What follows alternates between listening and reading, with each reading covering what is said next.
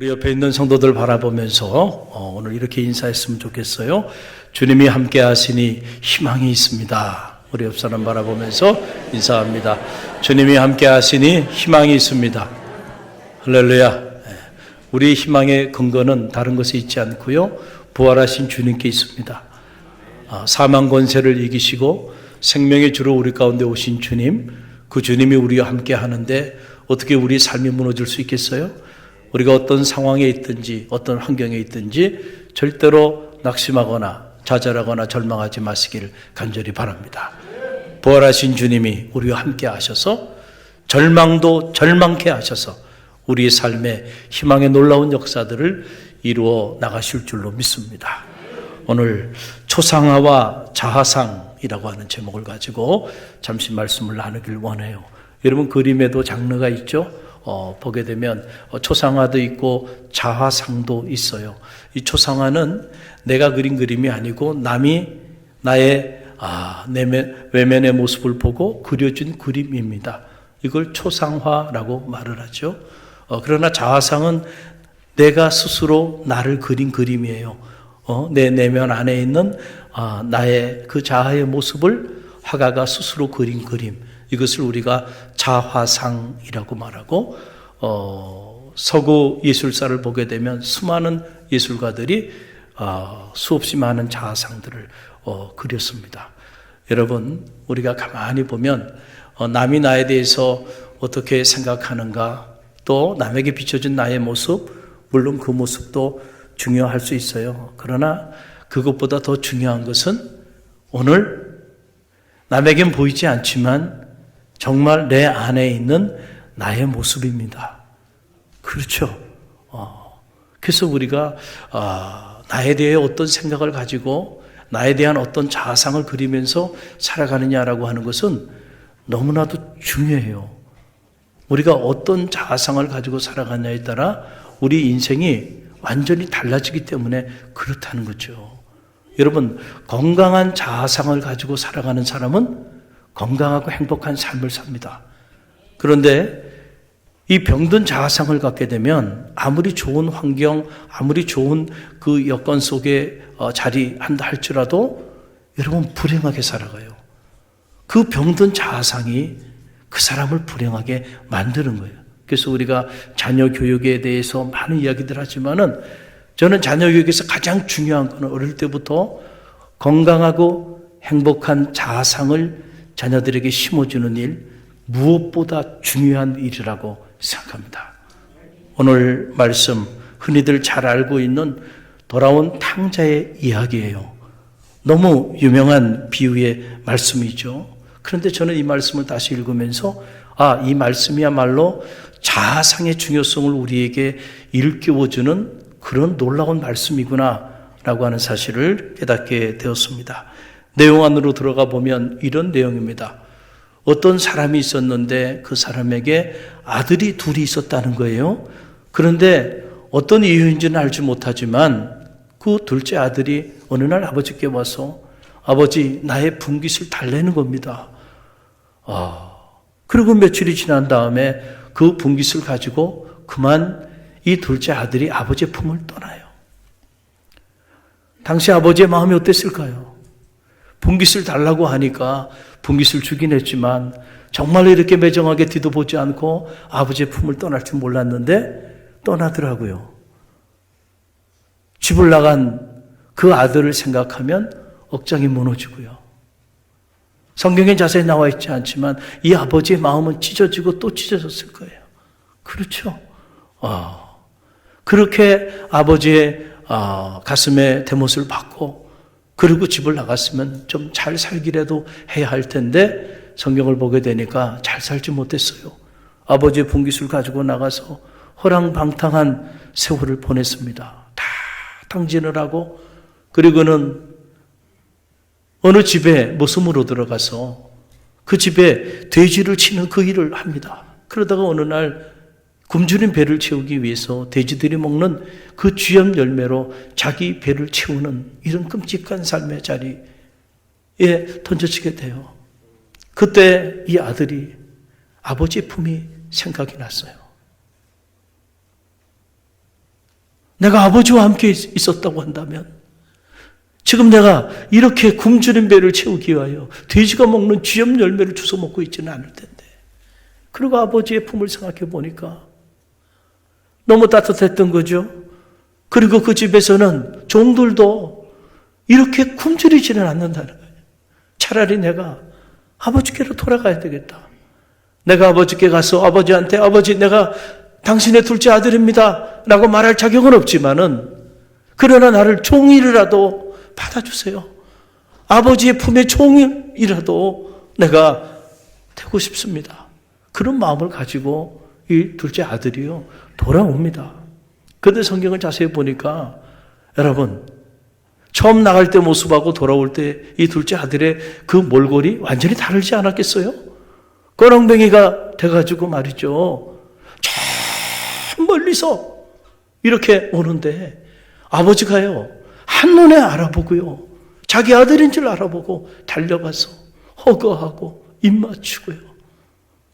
그런 모습을 보면서 아 그렇구나. 이 아버지는 아들이 품을 떠난 이후에 집을 나간 이후에 단 하루도 편하지 않았고 단 하룻밤도 그냥 잠든 적이 없는 거죠. 언제 아들이 돌아올까?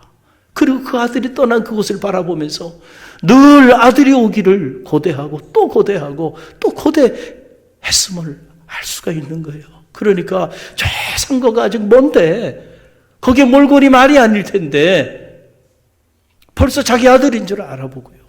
아버지가 달려가가지고 잃었던 내 아들, 죽었던 내 아들이 돌아왔단 말이죠. 그리고는 그 거렁뱅이 옷을 벗기고 집에서 가장 제일 좋은 옷을 입혀주고 가락지를 끼워주고 신의 신발을 신기고 살찐 송아지를 잡아서 잔치를 여는 거예요. 얼마나 기뻤겠어요. 거렁뱅이로 왔으면 어때요? 돌아왔잖아요. 살아왔잖아요. 얼마나 기뻤겠어요. 그런데 여러분, 문제는 큰아들이에요. 겉으로 보면 이 큰아들은 진짜 아버지의 마음을 너무너무 잘 알고 그리고 한 번도 아버지의 마음을 아프게 하지 않으면서 아버지 곁에서 아버지를 잘 섬긴 그런 효자로 보여요. 그렇죠? 큰아들은 한 번도 아버지 품을 떠난 적이 없어. 아버지가 하라는 대로 그 명을 따라서 아버지를 잘 섬겨왔어요. 그래서 아마도 사람들은 이 큰아들을 바라보면서 야, 저 집의 효자는 저 큰아들이구나 이렇게 말했을 거예요. 그림으로 본다고 한다면 이것이 큰아들의 초상화죠. 사람들이 바라보는 큰아들의 외면의 모습이에요. 그런데 오늘 말씀을 자세히 읽어보면 여러분 실상은 그런 아들이 아니었다라고 하는 거예요. 자 보세요. 밭에서 일을 하다가 큰아들이 돌아왔어요. 그런데 어떻게 된 일인지 잔치가 벌어진 거예요. 자신도 모르는 잔치가 벌어졌으니까 놀란 거죠. 그래서 물어봤어요. 그랬더니 한 종이 얘기를 하는 거예요. 집 나갔던 동생이 돌아와서 아버지가 너무너무 기뻐서 지금 잔치를 베풀었다는 거예요. 자, 그 소식을 들었으면은 이 둘째 아들이 큰아들이 정상적이면 큰아들이 마음이 기뻤어야 되죠. 그렇잖아요. 자기는 아버지를 섬기면서 아버지 곁에서 작은 아들, 자기 동생이 집 나간 그것 때문에 아버지가 지옥 같은 삶을 살았음을 가장 가까이서 다 지켜본 거야. 아버지가 한순간도 행복하게 웃는 모습을 보지 못했어. 왜? 내 아들이 집 나가서 어디서 뭘 하고 어떻게 살아가는지 모르는데 어떻게 그 아비가 여러분 기뻐하며 행복해하는 시간들을 가질 수가 있었겠어요. 성경에 자세히 나와 있지 않지만 사는 게 사는 것 같지 않았을 거예요. 이 아버지가. 그걸 곁에서 이 큰아들이 다 지켜봤을 거예요. 그러면 정상적이라면 이 큰아들이 자기도 요만큼이라도 동생을 사랑했다고 한다면 그리고 아버지의 마음을 헤아렸다고 한다면 사람을 좀 보내가지고 자기도 자기 동생이 어디서 살았는지 죽었는지 좀 수소문도 좀 해보고 이 동생이 좀 빨리 돌아와야 되겠단 말이죠. 이런 생각을 가졌을 거예요. 그렇다고 한다면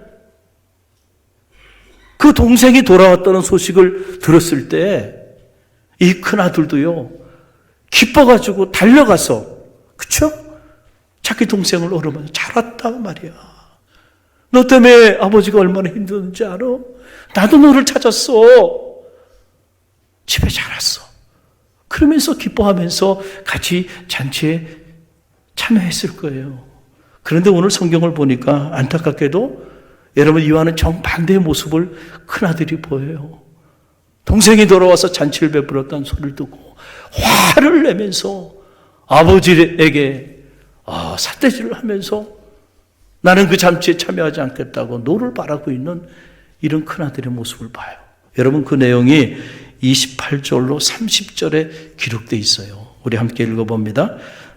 그가 도하여 들어가고자 하지 아니하거늘 아버지가 나와서 권한대 아버지께 대답하여 이르되 내가 여러 해 아버지를 섬겨 명을 어김이 없거늘 내게는 염소 새끼라도 주어 나와 내 벗으로 즐기게 하신 일이 없더니 아버지의 살림을 창녀들과 함께 삼켜버린 이 아들이 돌아오매 이를 위하여 살찐 송아지를 잡으셨나이다. 여러분 얼마나 안타까운 모습입니까? 참 이 모습을 보면서 참 가슴이 메어져요. 큰아들, 겉으로 본 큰아들, 그 큰아들이 큰아들이 아니었구나. 그렇죠? 아내 아버지 곁에서 한 번도 아버지를 떠난 적이 없고 아버지의 명을 잘 받들어 그렇게 아버지를 섬겼던 이 아들이 어떻게 아버지가 이렇게 기뻐하는 이날 노를 바라면서 동생을 시기하고 질투하면서 오히려 아버지에 대해서 이렇게 부정적인 말을 토해내면서 아버지에 대하여 항거할 수 있을까라고 하는 거예요. 여러분 우리가 살면서 정말로 누군가를 사랑한다고 하면은요, 그 사람에게 정말 기쁜 일이 있을 때 그때 진심으로 기뻐해 줄 수 있어야 돼요. 아멘입니까? 제가 가만히 보니까요, 슬픈 일을 당했을 때는요, 그래도 함께 하시더라고요.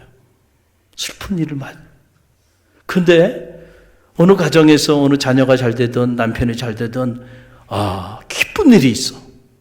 너무너무 기쁜 일이야. 그런 일이 있을 때는요, 함께 기뻐해 주는 사람들이 의외로 많지 않아요. 그리고 속으로 뭐예요? 괜히 시기하고 질투하고요. 괜히 막 배가 아파. 아니 그래서 옛말에 사촌이 땅을 사면 뭐가 아프다는 거예요. 아니 왜 배가 아파 갑자기. 사촌이 땅을 사면 잘 됐지. 축하해 줘야지. 그렇잖아요? 여러분이 정말로 누군가를 사랑하면 그 사람에게 정말로 기쁜 일이 있으면 여러분이 정말로 진심으로 기뻐해 줘요, 기뻐해 주잖아요. 기뻐해 주잖아요. 그리고 이 소식을 우리만 알아서는 안 되고 이 기쁜 소식을 많은 사람들에게, 모르는 사람들에게 다 알리지 않아요? 그런데 보면 정말 기쁜 소식은요, 알리질 않아요. 함께 기뻐해 주질 않는 모습들을 봐요. 참 안타까운 모습이에요. 지금 이 큰아들의 모습이 그런 모습이에요. 아버지가 죽었다 살아난 아들, 그 아들을 끌어안고 말이야. 너무너무 기뻐서 어쩔 줄을 몰라 하는데 이 아들이 요만큼이라도 아버지의 마음을 헤아리는 자식이었다고 한다면 여러분 그 순간에 아버지만큼은 아니더라도 함께 기뻐해야죠. 그런데 노를 바라고 있는 노를 바라. 얼마나 삐뚤어진 자아성을 가진 아들이냔 말이에요. 여러분 그 모습을 성경에 자세히 나와 있지 않지만 동생이 보지 않았겠어요? 자기가 돌아왔는데 형이 말이야 화를 내면서 그 기쁨에 참여하지 않겠다고 하는 모습을 보면 가만히 보면 이 큰아들이요 아버지에게도 좋은 아들이 아니었고 자기 동생에게도 좋은 형이 아니었음을 우리는 이 대목에서 알게 되는 거예요. 왜 이 큰아들이 이렇게까지 망가졌을까 생각해보면 저는 이게 자상의 문제가 여기에 자리하고 있다고 생각합니다. 큰아들 스스로가 자기 자신에 대한 잘못된 왜곡된 자아상을 가지고 있었기 때문에 이렇게 기뻐하고 감사하고 감격하고 함께 잔치에 참여해야 될 순간에 이렇게 화를 내면서 아버지의 마음을 힘들게 하고 동생을 힘들게 하는 그런 삶의 자리에 던져지게 된 거예요. 그래서 오늘 이 본문의 말씀은 이 이야기의 끝자락에 있는 결론 부분인데, 자, 주님께서 이 왜곡된 비뚤어진 이 큰아들의 자아상을 바로 잡아주는 말씀이 바로 오늘 2절의 본문의 말씀이에요. 우리 함께 읽어봅니다. 누가복음 15장 31절로 32절의 말씀이죠. 함께 읽어봅니다. 아버지가 이르되 예 너는 항상 나와 함께 있으니 내 것이 다 내 것이로되 이 내 동생은 죽었다가 살았으며 내가 잃었다가 얻었기로 우리가 즐거워하고 기뻐하는 것이 마땅하니라. 아멘. 이게 무슨 말이에요? 아버지가 그 노를 바라면서 아버지 나는 지금까지 아버지 명을 한 번도 거역한 적이 없고 아버지 품을 떠난 적도 없고 아버지의 마음을 힘들게 한 적이 없고 아버지가 하라는 대로 다 하면서 이렇게 성실히 살아왔는데 아버지가 나에게 해준 게 뭐 있습니까? 나에게는 염소 새끼 한 마리 잡아서 내 벗들과 함께 즐기게 한 적이 한 번도 없는데 어떻게 아버지의 분깃을 가지고 나가서 창녀들과 함께 뒹굴면서 다 방탕하게 다 탕진하고 그리고 돌아온 저 아들을 위해서는 어떻게 살찐 송아지를 잡고 가락지를 끼워주고 좋은 옷을 입히고 신발을 신기면서 이렇게 잔치를 베풉니까? 지금 그렇게 말을 하고 있는 거잖아요. 근데 그 아들을 향해서 아버지가 하는 말이에요. 얘야 너는 항상 나와 함께 있었고 너는 내가 가지고 있는 이 모든 것이 다 너의 것이야. 너 그걸 몰랐니? 내가 너에게 염소 새끼 한 마리 내어주지 않은 것 때문에 지금 나한테 네가 이렇게 힘들어하는데 아니야, 오해하지 마. 이 모든 것, 아버지, 내가 가지고 있는 이 모든 게 다 너의 것이야. 왜 그걸 모르고 살찐 송아지 새끼 한 마리 잡은 것 때문에 내 동생에게 상대적 박탈감을 느끼면서 여유를 갖지 못하고 동생을 시기하고 질투하면서 이 기쁜 날 왜 이렇게 너를 바라고 화를 내고 있느냐라고 하는 사실이죠. 여러분, 큰아들이 아버지 품에 있었음에도 불구하고 사실 보면 겉으로 보면 아버지 품에 있었지만 내면으로 보면 단 한 번도 아버지 품에 있은 적이 없는 아들이에요. 이 아들이 아버지의 마음을 헤아리지 못했기 때문에. 여러분, 몸이 함께 한다고 함께 하는 건 아니죠. 정말로 함께하는 마음이 함께 해야 돼요. 그게 함께하는 거잖아요. 아버지가 아파할 때 같이 아파하고 아버지가 기뻐할 때 같이 기뻐해줘요. 이 자식이 효자죠. 이 자식이 아버지와 함께하는 자식 아니겠어요? 근데 지금 반대로 돌아가고 있어요. 왜? 눈에 보이지 않지만 삐뚤어진 자아상을 가지고 있어. 자기는 아버지에게 사랑받지 못한 아들이라는 이런 잘못된 자아상을 가지고 있는 거예요, 지금. 아버지는 내 동생을 더 사랑하고 나에게는 염소 새끼 한 마리 내준 적이 없지 않냐. 이게 무슨 말이에요? 아버지는 지금 나보다 저 아들을 더 사랑하고 있는 거 아닙니까? 근데 아버지 입장에서는 오해를 하는 거야. 무슨 말이야? 내가 가지고 있는 너는 나의 사랑받는 아들이고 내 전 재산을 상속받은 상속자야. 나는 내 전부를 너에게 다 줬어 이미. 그런데 아들은 모르고 있었던 거야. 아들은 그렇게 생각하지 않았어. 아버지는 나에게 염소 새끼 한 마리 내어준 적이 없는 사람이야. 그러니까 여러분, 이런 자아상을 가지고 있으니 사랑의 결핍을 가지고 아버지에 대해서 그가 마음의 문을 열고 아버지와 함께 슬퍼하고 아버지와 함께 기뻐할 수 있었겠는가 라고 하는 거예요. 이런 삐뚤어진 자아상이요, 결국 아버지가 자기 목숨보다 사랑하는 그 아들을 얻었을 때 함께 기뻐하지 못하고 오히려 돌아온 그 동생을 원망하고 시기하고 질투하는 이런 끔찍한 아들로 전락되고 말았다라고 하는 사실이에요. 사랑하는 성도 여러분, 건강한 자아상을 갖게 되기를 간절히 바랍니다. 우리가 이 건강한 자아상을 갖지 못하면 이 큰아들 같은 이런 불행한 삶을 살아갈 수도 있다. 모든 걸 가졌지만 그러나 모든 걸 잃어버린 이런 불행한 삶을 살아갈 수도 있다는 사실을 알아야 돼. 그래서 자아상이 중요한 거예요. 화가는 그림으로 자아상을 그리고 우리는 마음으로 자아상을 그리며 살아가죠. 그렇죠? 오늘 우리가 그리는 그 자아상대로 우리는 말하고 행동하고 그리고 생각하며 살아갑니다. 그래서 어떤 자아상을 가지고 우리가 살아가느냐가 우리의 삶을 결정합니다. 이게 중요해요. 여러분, 히틀러를 잘 알고 있죠? 이 히틀러가 끔찍한 광기를 부려서 무려 유태인을 600만이나 학살하고 2차 세계대전을 일으키지 않습니까? 이 히틀러의 광기가 어디로부터 왔다고 생각합니까? 여러분, 다른 게 아니에요. 자아상의 문제예요. 자아상의 문제. 어릴 때부터 삐뚤어진 왜곡된 건강하지 않은 그런 자아상을 가지고 있었던 히틀러, 결국 그가 권력을 잡게 되었을 때 이렇게 무서운 결과를 가져오게 되었다는 것을 여러분 알아야 돼요. 원래 히틀러는 화가가 되고 싶었던 사람입니다. 그림을 좋아했어요. 학교 공부를 잘하지 못했습니다. 그래서 고등학교 진학도 실패하게 되는데, 근데 그림은 좋아했어요.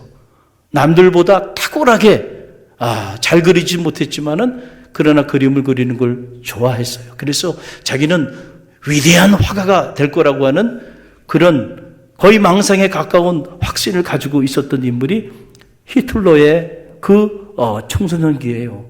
그래서 그가 18세에 빈으로 갑니다. 빈에 가서 가장 유명한 빈 예술대학에 응시를 하는데 결국 낙방을 하게 돼요. 그리고 그 다음에 19세 때 다시 또 한 번 재도전을 하는데 재수해서도 결국 낙방을 하게 돼요. 그러니까 히틀러가 당시 총장을 찾아갑니다. 그러면서 자기가 생각하기에 자기는 위대한 화가인데 자기를 인정해주지 못하는 이 심사위원들이 문제가 있단 말이죠.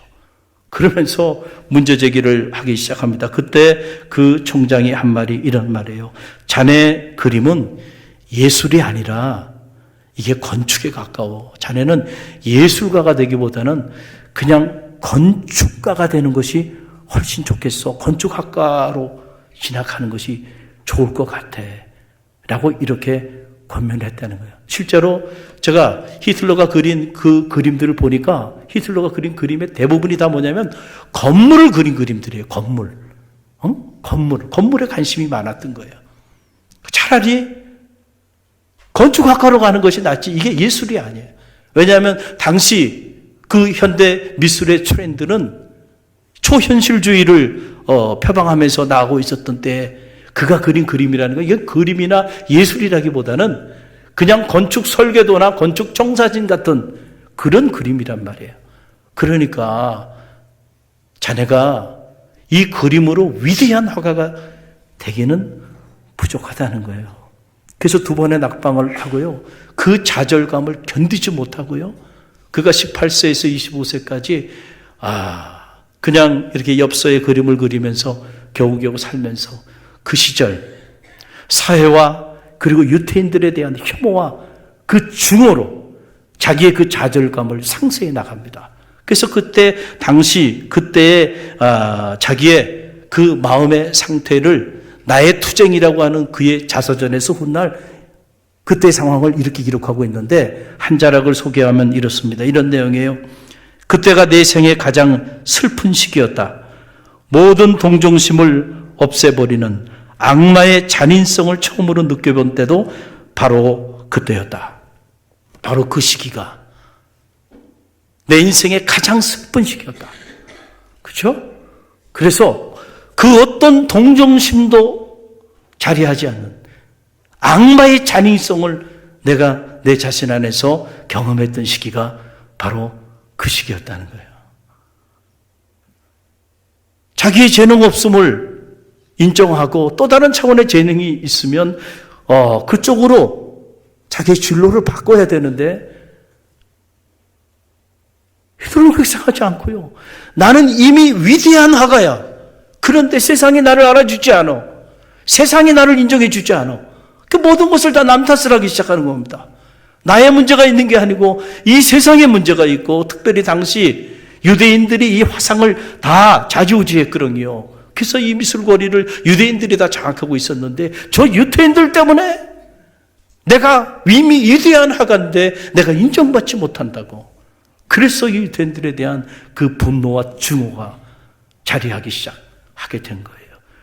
여러분, 이런 왜곡된 자아상을 가지고 있었던 히틀러가 1차 세계대전이 지나고 난 다음에 큰 좌절과 시리 가운데 빠져있는 독일 국민을 만난 거예요. 그래서 결국 2차 세계대전을 일으키고 무려 600만이나 되는 유대인들을 학살하는 이런 끔찍한 살인마로 전락하게 된 거예요. 여러분, 자아상이 중요하지 않아요? 중요해요. 어릴 때 형성된 자아상, 건강하고 행복한 자아상을 가져야지. 이런 병든 자아상을 가지고 있으면 이런 사람이 리더가 되고 사회 지도자가 되면 큰일 나는 거예요. 큰일 나는 거예요. 한순간에 세상을 이렇게 병든 세상, 끔찍한 세상을, 광기 어린 세상을 만들어 버린다는 거잖아요. 여러분, 우리는 여호수아 갈렙의 이야기를 잘 알고 있죠.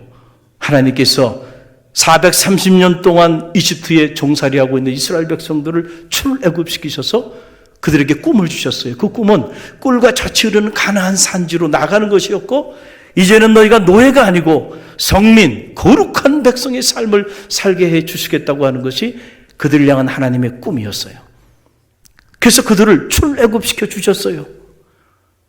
그리고 광야를 지날 때도 함께 하셨고, 마침내 그들이 꿀과 젖이 흐르는 가나안 산지 앞에 도달하게 됩니다. 그리고는 하나님께서 그 산지를 40일 동안 지파의 리더들 12명을 세워서 그 땅을 미리 정탐하고 돌아오게 해요.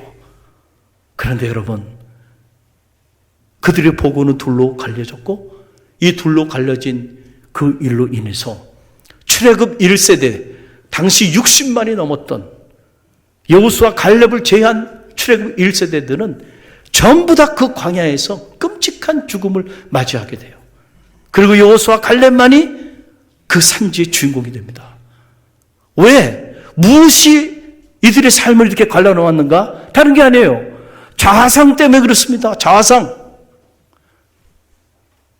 출애굽 1세대들, 여호수아 갈렙을 제외한 그 60만이 넘는 그 세대들은요, 430년 동안 애굽에서 종살이하고 노예살이하면서 형성된 자아상이 있어요. 늘 불평하고 원망하고, 그리고 우리는 하나님께로부터 버림받았다고 생각해요. 그렇게 살아왔던 그 자아상을 결국은 청산하지 못하고 마지막까지 불평과 원망, 조금만 힘든 일이 있어도 불평과 원망, 결국 비참한 최후를 맞이하게 된 거예요. 여러분 한번 보세요. 자, 민수기 13장 32절로 33절에 보게 되면 이 10명의 정탐꾼이 돌아와서 보고한 내용이 나와요. 저와 여러분이 한번 함께 읽어봅니다. 이스라엘 자손 앞에서 그 정탐한 땅을 악평하여 이르되, 우리가 두루 다니며 정탐한 땅은 그 거주민을 삼키는 땅이요, 거기서 본 모든 백성은 신장이 장대한 자들이며 거기서 네피림 후손인 아낙 자손의 거인들을 보았나니 우리는 스스로 보기에도 메뚜기 같으니 그의 보기에도 그와 같을 것이니라. 아멘. 여러분, 얼마나 안타까운 일이에요. 우리가 스스로 우리를 보기에도 우리가 뭐 같다고요? 메뚜기 같아. 갑자기 메뚜기가 돼서 돌아왔어요. 메뚜기 자아상을 가지고 온 거예요. 그들 앞에 우리의 모습을 보니까 우리가 메뚜기 같은 존재야. 우리가 그렇게 메뚜기 같다고 생각하는 것을 그들이 우리를 봤을 때도 우리를 메뚜기처럼 보았을 것이다. 그러니까 완전히 메뚜기 자아성으로 완전히 사로잡혀서 돌아온 거예요. 가보니까 안악자손이 살고 네피림이 있고요. 거대한 거인족들이 질비한 모습을 보면서 그 앞에 가서 갑자기 자기가 자기 자신을 생각해 봤을 때, 야, 저 사람들 앞에서 우리는 메뚜기 같으니 그들이 우리를 보기에도 메뚜기처럼 보았을 것이다. 이제 우리는 다 죽었단 말이죠. 이런 부정적인 보고를 하고요. 이런 부정적인 자아상을 확산시킵니다. 각 지파마다 다 전달해요. 그 소리를 들었던 그 출애굽 1세대들이요. 그날 밤에 통곡하면서 밤새도록 모세와 아론을 원망하고 그러면서 하는 말이, 우리가 차라리 애굽에서 죽었으면 좋았을 뻔했는데 우리를 왜 이곳에 끌어내서 여기서 다 죽게 하냐고 불평과 원망을 막 토로합니다. 여러분, 우리가 잘못된 자아상을 갖게 되면요, 축복의 산지 앞에서도 이렇게 무너질 수 있다는 사실을 여러분 꼭 기억하시길 바랍니다. 그런데 여러분 보세요. 여호수아 갈렙은 달랐어요. 똑같은 상황인데, 자, 민수기 14장 8절로 9절 말씀 보세요. 함께 읽어봅니다. 여호와께서 우리를 기뻐하시면 우리를 그 땅으로 인도하여 들이시고 그 땅을 우리에게 주시리라. 이는 과연 젖과 꿀이 흐르는 땅이니라. 다만 여호와를 거역하지 말라. 또 그 땅 백성을 두려워하지 말라. 그들은 우리의 먹이라. 그들의 보호자는 그들에게서 떠났고 여호와는 우리와 함께 하시니라. 아멘. 왜 여호수아 갈렙만이 산지의 주인공이 됐는지 그 이유가 여기 나와요. 역시 자아상의 문제예요. 여호수아 갈렙은 그 거인종 네피림 아넥도선들 앞에서도요, 그들은 스스로 어떻게 생각하냐, 우리는 하나님이 함께하는 사람이라는 거예요. 여러분은 여러분에 대해서 어떻게 생각하십니까? 여러분은 정말로 하나님이 함께하는 사람이라는 믿음이 있습니까? 저는 어떤 상황이든지 간에 그 믿음이 흔들리지 않게 되기를 간절히 바랍니다. 그 자아상이 흔들리지 않게 되기를 바랍니다. 어디서 무엇을 하든 어떤 상황에 처해 있든지 간에 나는 하나님이 함께하는 사람이야. 여호수아 갈렙이 이런 믿음의 자아상을 가지고 있었던 거예요. 그래, 맞죠? 거인족이 있고 쌍두마차가 달릴 거대한 도성, 서부지역 최고의 도성인 여리고성이 버티고 있었지만은, 그러나 하나님이 우리와 함께 하시고 하나님이 우리를 기뻐하시면 우리가 능히 그 땅을 취하리니 그 땅은 우리의 밥이라는 거예요. 할렐루야. 벌써 자기 자신에 대한 자상이 다르잖아. 그러니까 여호수아 갈렙은 산지의 그 자상대로 산지의 주인공이 된 거예요. 사랑하는 성도 여러분, 오늘 여러분은 어떤 자아상을 지니고 있습니까? 요한복음 1장 12절로 13절 말씀 보게 되면 주님이 우리 가운데 주신 말씀인데요. 함께 읽어봅니다. 영접하는 자, 곧 그 이름을 믿는 자들에게는 하나님의 자녀가 되는 권세를 주셨으니 이는 혈통으로나 육정으로나 사람의 뜻으로 나지 아니하고 오직 하나님께로부터 난 자들이니라. 아멘. 영접하는 자, 그 아들을 믿는 자들에게는 하나님의 자녀가 되는 뭘 줬다는 거예요? 권세를 주셨다는 거예요. 여러분이 부활하신 주님을 예수 그리스도로 영접하고 믿음으로 나감으로 하나님이 우리에게 주시는, 여러분에게 주신 최고의 선물은 다른 게 아니에요. 여러분은 다 하나님의 사랑받는 자녀가 되었다는 거예요. 하나님의 사랑받는 자녀야. 내가 아버지의 사랑을 받는 자녀야. 그렇다고 한다면요, 송아지 새끼 한 마리 내준 것 때문에 아버지한테 불평하고 원망하고 동생에 대한 상대적 박탈감을 느끼며 살지 않아요. 나는 하나님 아버지의 사랑받는 자녀고, 그래서 나는 하나님의 자녀이면 하나님의 상속자라 그랬잖아요. 내가 하나님의 상속자인데 이런 부여의식을 가지고요, 풍부의식을 가지고요, 여유를 가지고 하나님의 자녀다운 인격과 품위를 가지고요 품을 수 있어야지. 할렐루야. 그리고 아버지가 기뻐하는 그 일 기뻐하고, 아버지의 마음이 머무는 곳에 내 마음도 머무는, 그래서 정말 진짜 아버지의 사랑받는 그런 자녀가 돼야 되지 않겠나. 여러분, 오늘 부활 이후 첫 번째 맞이하는 주일을 맞이하면서 여러분의 자아상을 한번 점검해 보시길 바라고요. 여러분의 자녀들을 한번 돌아보세요. 여러분의 자녀들이 어느 학교를 다니고 학교 성적이 어떻고, 여러분 그게 중요한 게 아니에요. 그 아이의 자아상이 건강한 자아상을 가지고 지금 자라고 있는지 그렇지 않은지를 점검해 주시고요. 그 아이가 건강한 자아상을 가져야 건강하고 행복한 삶을 살아요. 그러나 건강한 자아상을 갖지 못하고 병든 자아상을 가지면 아무리 공부를 잘하고 아무리 좋은 학교를 가더라도요, 여러분 보세요. 공부 잘하고 똑똑한 사람들이, 좋은 학교 나온 사람들이 세상을 이렇게 어지럽게 만들잖아요. 능력이 없어서가 아니에요. 자상이 잘못돼서 자기도 불행하고 그리고 주변의 모든 사람들을 불행하게 만들어버리는 거예요. 저는 여러분의 자녀들이 그런 자녀가 되지 않기를 간절히 바랍니다. 우리 함께 기도하며 나갑니다. 사랑의 하나님, 감사합니다. 오늘도 새날을 허락하여 주시고 부활 이후 첫 번째 주일을 맞이하면서 하나님 우리에게 주신 말씀을 반추합니다. 하나님, 우리가 오늘 탕자의 비유에 등장한 큰아들이 되지 않기를 원합니다. 하나님의 마음을 알고 하나님 기뻐하시는 그 일에 우리도 마음껏 기뻐하고 하나님 힘들어하시는 그 일에 우리의 가슴을 찢을 수 있는 참 하나님의 자녀되게 허락하여 주옵소서.